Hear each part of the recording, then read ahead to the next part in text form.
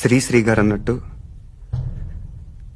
ఈ దేశం ఎముకలు కుళ్ళిన వయసు మళ్ళిన సోమరపోతులది కాదు, మాది.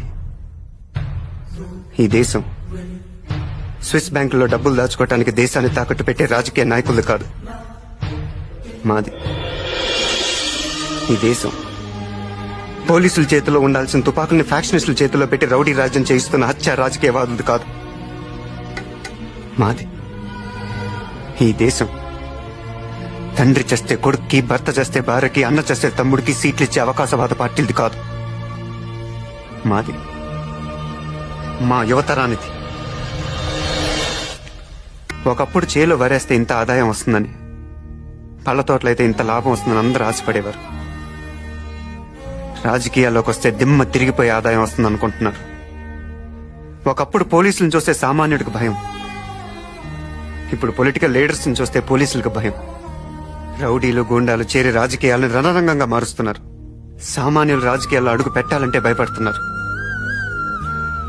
ఇలాంటి పరిస్థితుల్లో ప్రజలకు సేవలు చేయాలనుకునే విద్యార్థులు, మేధావులు, సంఘ సంస్కర్తలు ఏ ధైర్యంతో రాజకీయాల్లో అడుగు పెడతారు?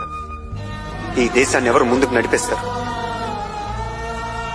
తన జీవితం ప్రజాసేవకి అంకితం అంటూ బిడ్డలను కూడా కనకుండా కడదాకా ప్రజాసేవకి అంకితమైన ఒక పుచ్చలపల్లి సుందరయ్య కావాలి. కట్టు బట్టలు తప్ప కార్లు, మేడలు ఆశించిన ఒక బావిలాల గోపాలకృష్ణే కావాలి. ఈ దేశానికి 2 సార్లు ప్రధానమంత్రిగా పనిచేసిన సొంత ఇల్లు కూడా సంపాదించుకుని గుల్జారీలాల్ నందా కావాలి. శ్యామ్ ప్రసాద్ ముఖర్జీ, బిఆర్ అంబేద్కర్, లాల్ బహదూర్ శాస్త్రి, అబుల్ కలాం ఆజాద్, కామరాజ్ నాడార్, ప్రకాశం పంతులు, వీళ్ళు కావాలి.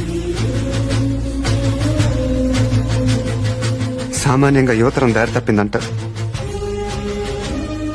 నిజానికి దారి తప్పింది రాజకీయం. దాన్ని యువతరం దారిలోకి తెచ్చుకోవడానికి చేసిన ఈ ప్రయత్నం మాది.